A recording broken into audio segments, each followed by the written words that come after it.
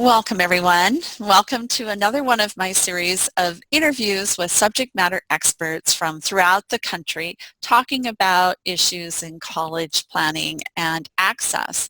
And today our special issue is on college affordability. And I have with me today Frank Palmasani.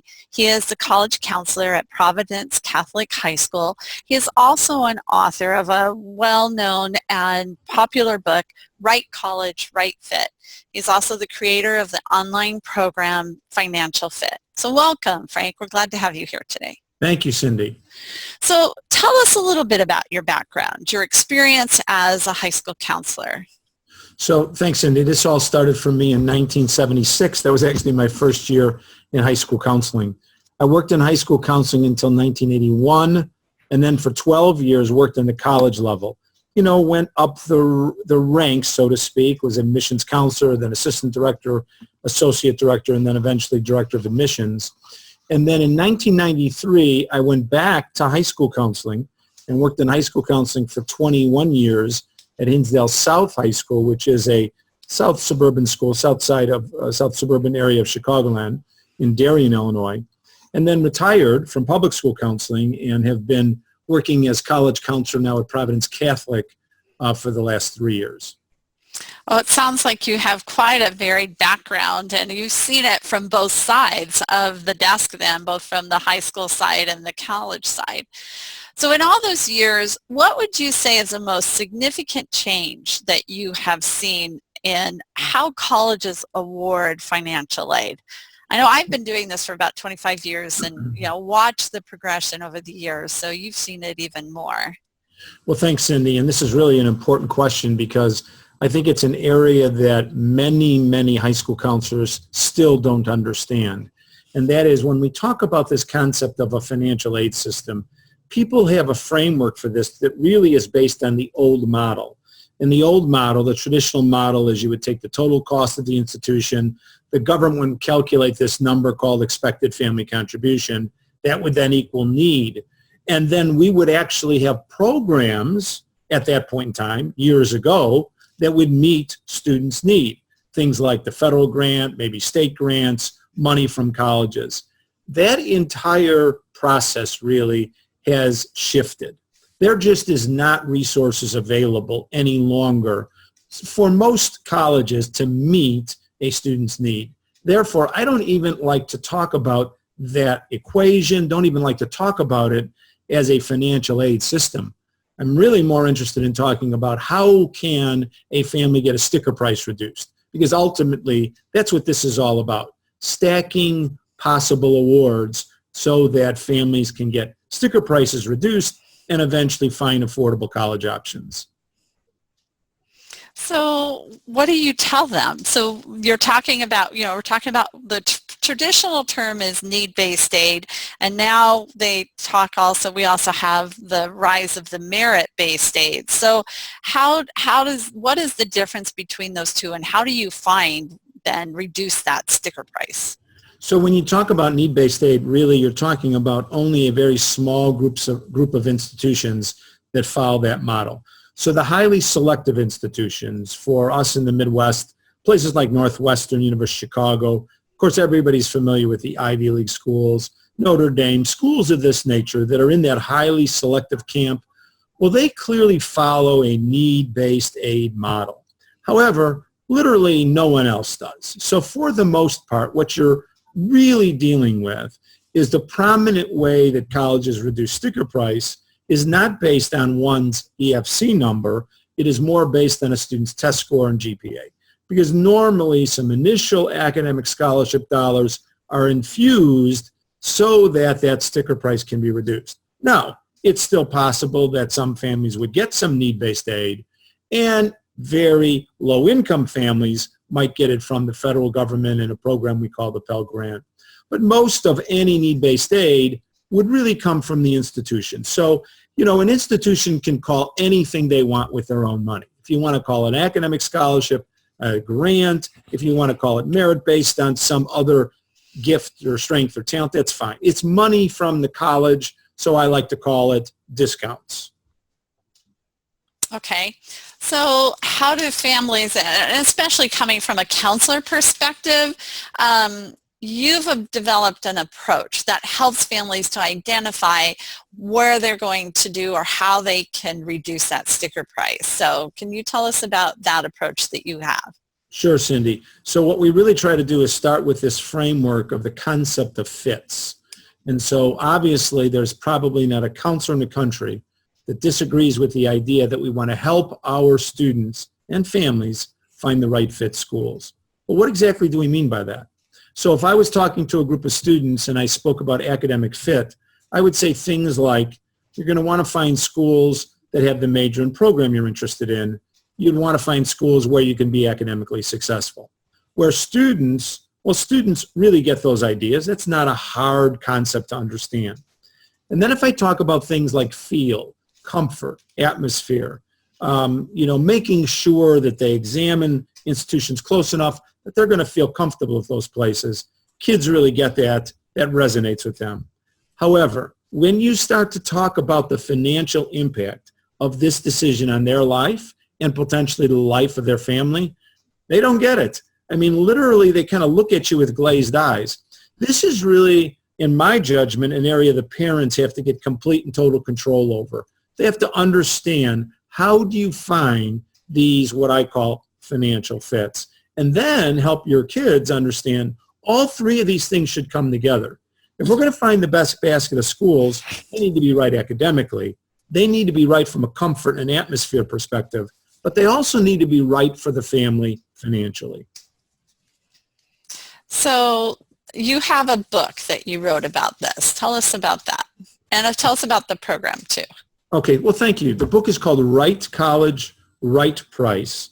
And in the book, what I tried to do is really frame what I might say would be the big theories of my seminars, because I do a lot of seminars for parents.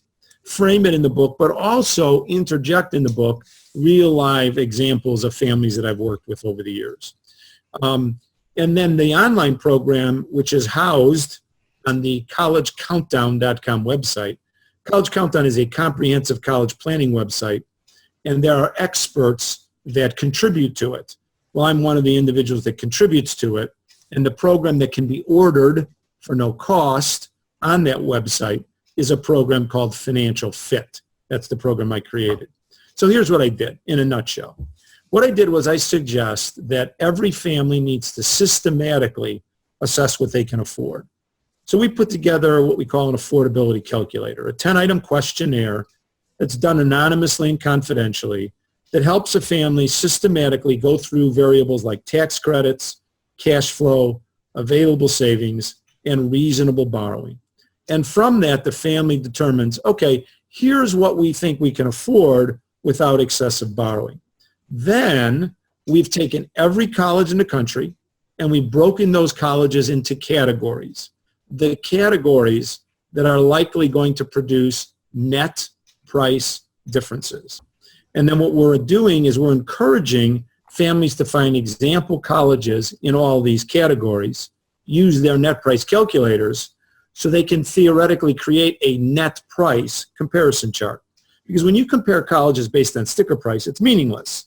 Right. But we have these net price calculators, so that means that colleges can or families can theoretically make these comparisons off of net price. Now, what will that do for you then?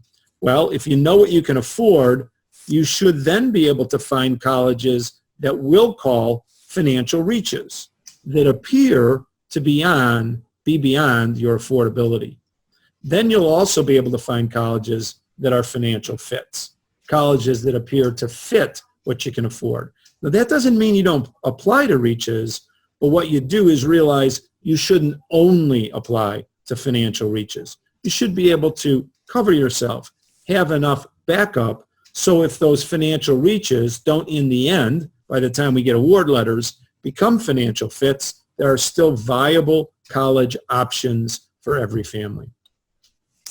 And so, as we're looking at this, and that's makes so much sense, and it helps families to combat the whole frenzy sometimes that goes around the college and picking a college, and parents sometimes feel like, okay, I'm letting my children down if I can't afford this kind of school or that kind of school. So as you've applied that kind of approach and philosophy, how have you seen that make a difference in the families' lives that you've worked with?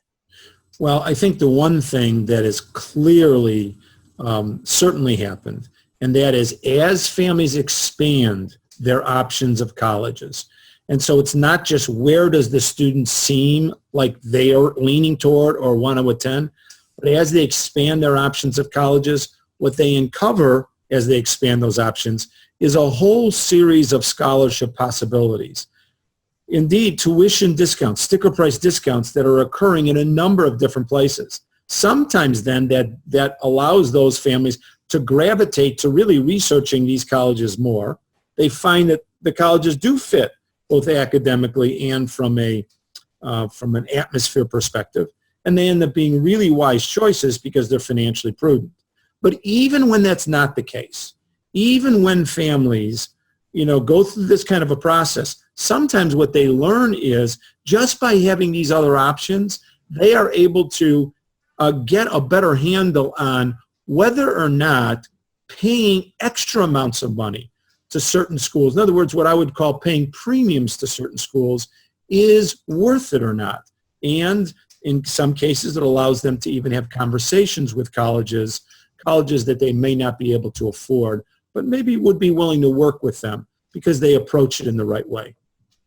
So in this process, another question occurs to me is, sometimes there are other factors, as you said, maybe you're willing to pay a premium, or maybe the students are bringing something like they're an athlete or a performer, or, how does that weigh into this whole process? Very good question. So when you analyze the difference between a sticker price and a net price, all families should understand what that means.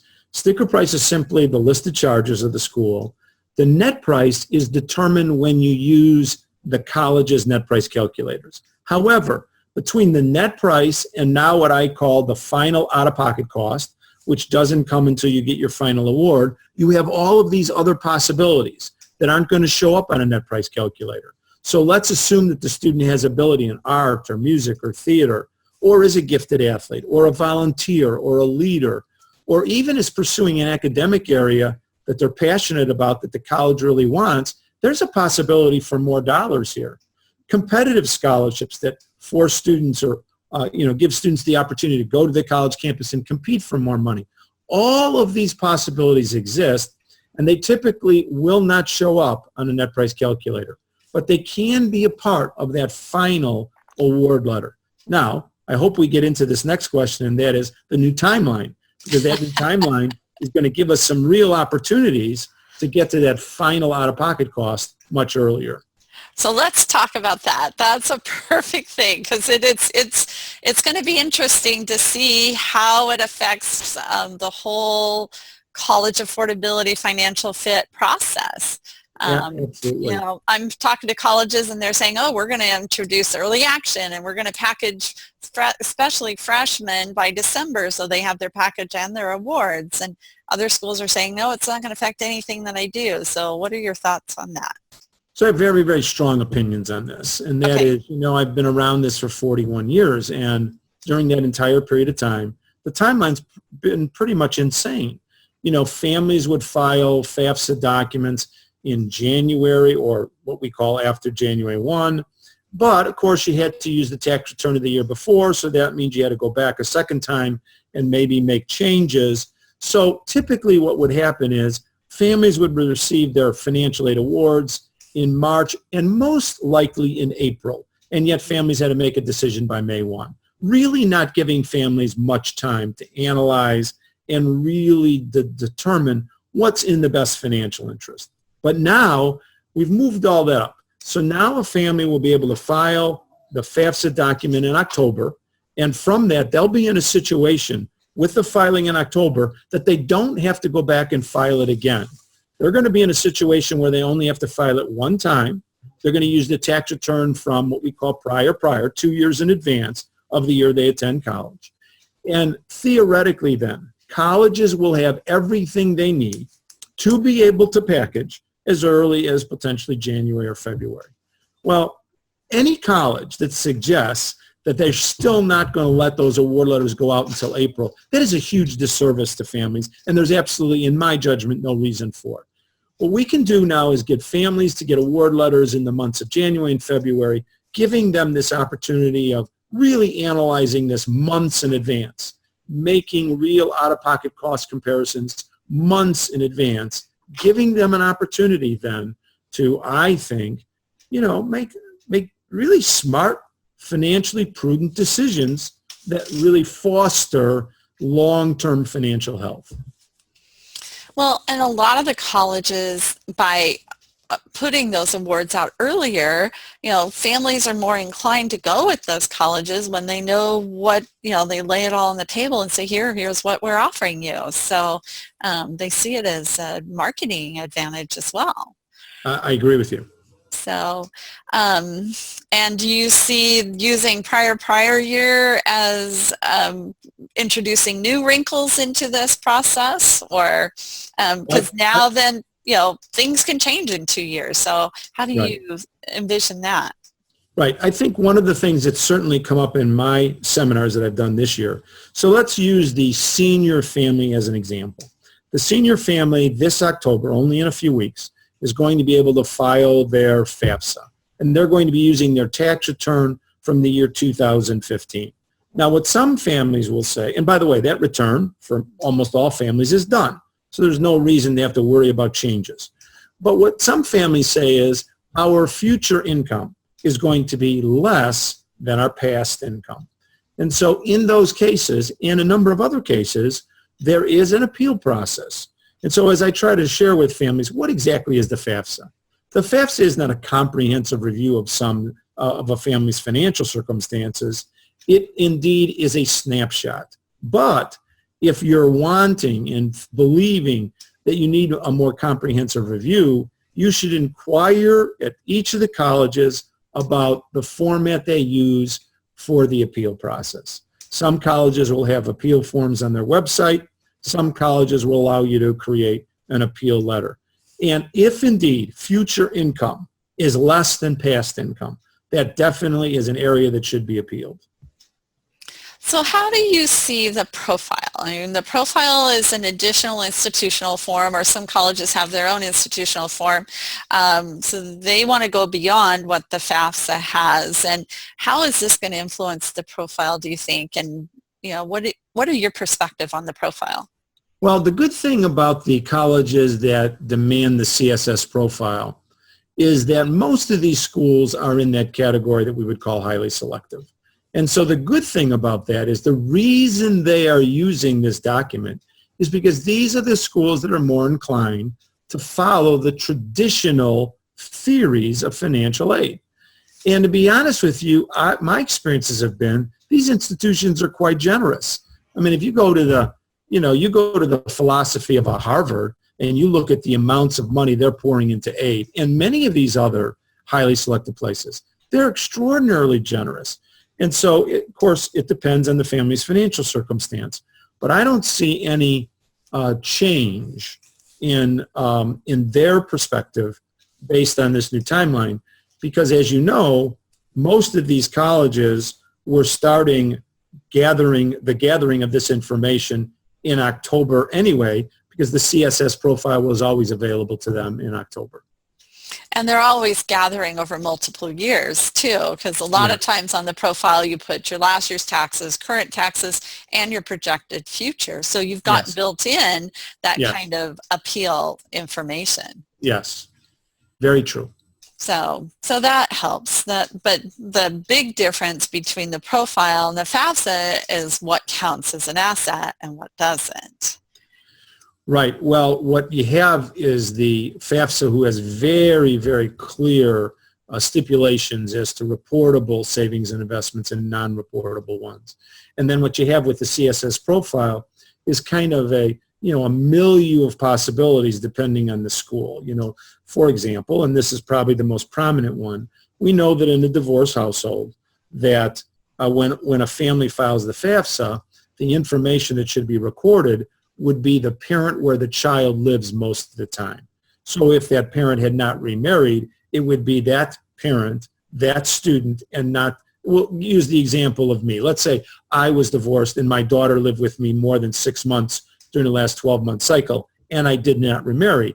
Then on the FAFSA, I would record my information of my daughter's, not my daughter's mother. If I did remarry, of course, I would be categorizing my assets, the new spouse's savings, investments, as well as income, and the student's, again, not the daughter's mother. But in the profile, what often happens, and this is subject to the college, what often happens is they'll want the non-custodial parent financial data as well. Yeah. Definitely. I know I'm in Central California, and one of the things we run into is I have a lot of families who have farms and businesses. So then all of a sudden those farm assets come into play, or the business assets come into play, whereas they don't on the FAFSA. So, it creates opportunities, and sometimes it creates a little bit of confusion, and just trying to understand all that. So in closing, what would be the last piece of advice you would share with our class and counselors? Some of them have many years of experience, others who are just coming into this. So Right. What would be your closing piece of advice? My extraordinarily important, in my judgment, piece of advice is when you start talking about the concept of helping students find schools that are right for them, that you include the financial piece and include parents in that process. The notion that counselors can only work with students and think that they are really doing a service just by working with students, to me, is misguided, because this is too big a financial commitment. And we now know, we have so many families, so many kids out there with excessive debt that have really destroyed their financial lives because of bad advice or just because of bad personal decisions that they made. You have to include the parents, and you have to include the financial piece. Absolutely. College has become usually now the largest in financial investment a family will make. It's outdistanced a home. And so to do that just based on an 18-year-old, I don't see how you can do that either. I totally agree. I think that's very wise. Thank you, Frank, for your time today. This has just been delightful, and we'll be making this available so that other people can, our classes can learn and grow from that information. So thank you very much. Great, thanks.